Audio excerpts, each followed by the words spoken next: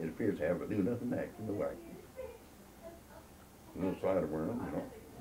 And if you wind it and don't put no action, it looks like it just don't have nothing if you watch it close. If you look real close, though, you'll find it's waving a little bit all the time. Just about like a minnow does. Just a little bit of vibration. So that's the reason we call it do nothing. We don't do no action. We don't put no extra action on it with the rod. And we try to work it in a smooth manner. So it's just a do nothing manner. Do nothing manner. That's been made pretty famous. Yeah. People pick that up everywhere. How about, I got a question for you. Why did you call the company Crazy Head to start with? On account of those, I told him that I think before. Oh. Those flat heads.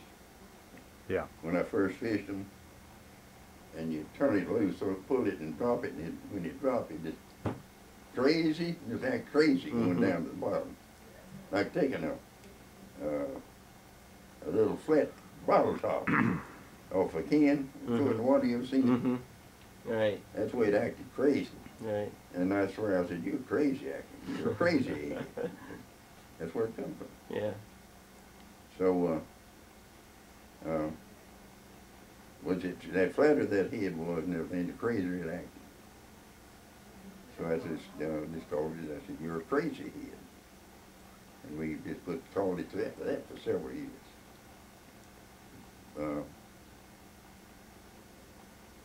But we're the first ones to come up with do nothing method technique. And that's got to be popular. And the reason we just don't add no action. And the worm comes through the water, not like that.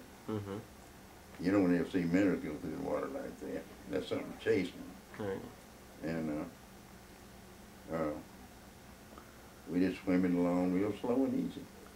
And they'll have a little action from the movement of coming through the water or the currents and wind and everything. He'll have just a little bit of action. Right. About like a minnow. Right.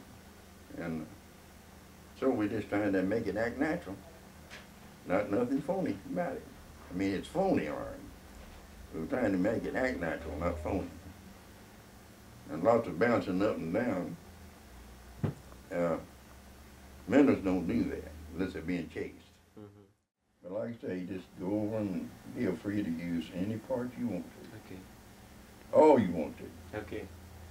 Use it now, in the future, anytime. Okay. And if you make an article out of a chapter, go to it. Okay. Just pull her out of there. Okay. And a picture and all, if you want it. The picture won't be nothing like what he takes. Okay. But to illustrate what I'm talking about.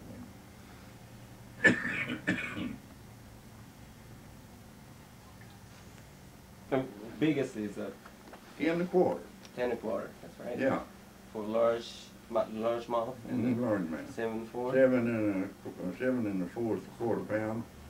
The largest smallmouth. Smallmouth. And I caught the first unofficial world's record Kentucky bass, spotted bass.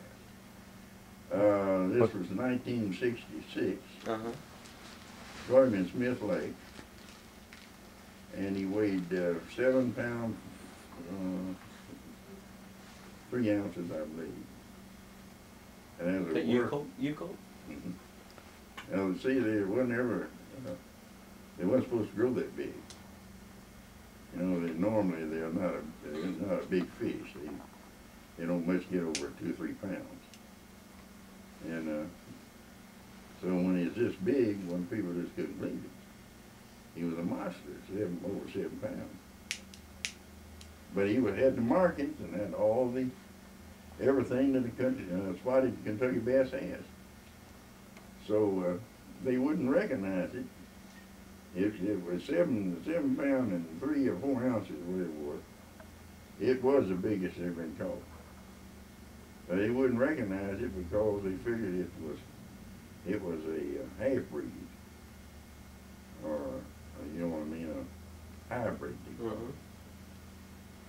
Because it was so big, see, Kentucky bass don't get that big spots. Well, there was a fellow I was gonna taxidermy some, get him mounted anyway. He said, I know the authority, United States authority, or one of the world authorities on fish, the biologist, and he's up in Michigan. Why don't we send this up there to him and let him verify whether it's a Kentucky bass? If it's a Kentucky spotted bass, you got a world record. Well, he kept it 7, 8 months. When he returned it, he said, yep, it sure is. It's a genuine spotted Kentucky bass. Well, in the meantime, somebody caught one a little bigger. The same lake. So, but I had the unofficial world's record for 6, 7, 8 months. Unofficial. You know. And mine started off everybody else. But when they found out they did grow that bad, they was able to identify them much quicker. Mine, they just said, no, they just don't grow that big. Well, after they found out they did, mine proved that they did, then it's easy for them to identify them and get it recorded. And so the world record was broken several times down there. But I had the first. Okay. I had the first.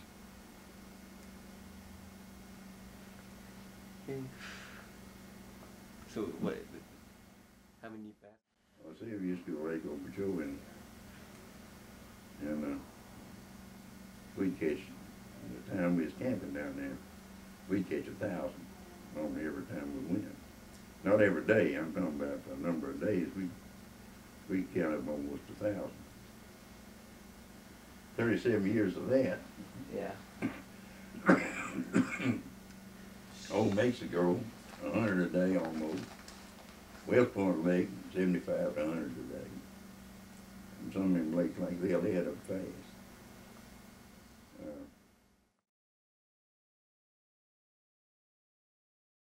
I caught 2 tuna down there way over 100 pounds.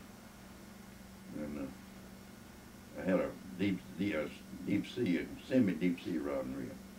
Not a real big one, but and it had 75-pound test line on it. And it had a big old star drag, and got that hook, one of those big ones on that thing. And shoot, that drag didn't even check it. That drag was spinning 900 and nothing. That reel, and then you had to put that's a towel or some old cloth for me. And I jammed it on the spool to help the brake slow it down. You have to get on there running down all that line off.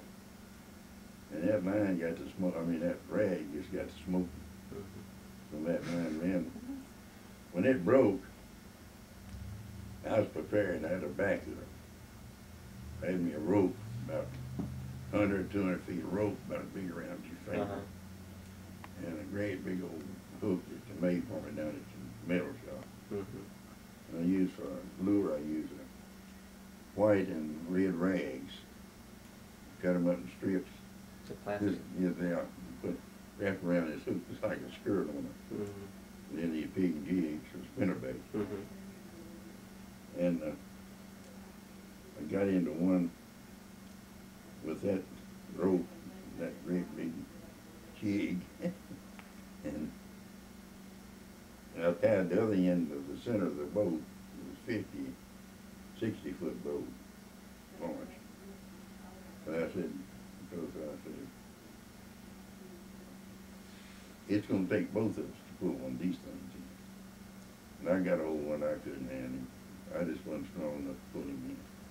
I took and secured one half of the other end of it to a piling in the middle of the boat. So if he got out of our hands, that thing still stopped him. And he shut down the motor, and it took both of us to pull that thing in. Anyway, over 100 pounds, we estimated. What year was that? In 1942, I think. 42 or 43. Palmyra Island? Yeah, down at Palmyra. And you prepared the tuna, right? pardon? So you prepared that tuna to your friends, right? Oh yeah, we caught So- two. We caught both at the Right. same time.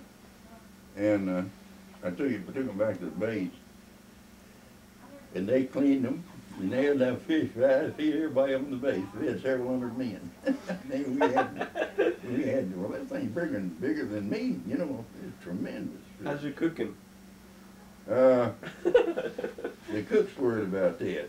The cooks, I think they knew how to cook them. They had great big old. Tuna steak, maybe? Yeah, oh yeah, they cut them up in little steaks. And Yeah. then they had them, fried them like they did food for the soldiers and sailors and Marines there. Mm. They fried it in something like tubs, you know, and little pieces. Mm-hmm. Anyway, they cooked. They cooked right. And we had a fish fry. And everybody had fish. If they didn't eat fish, they ain't getting nothing to eat that night. But the cooks knew how to do it.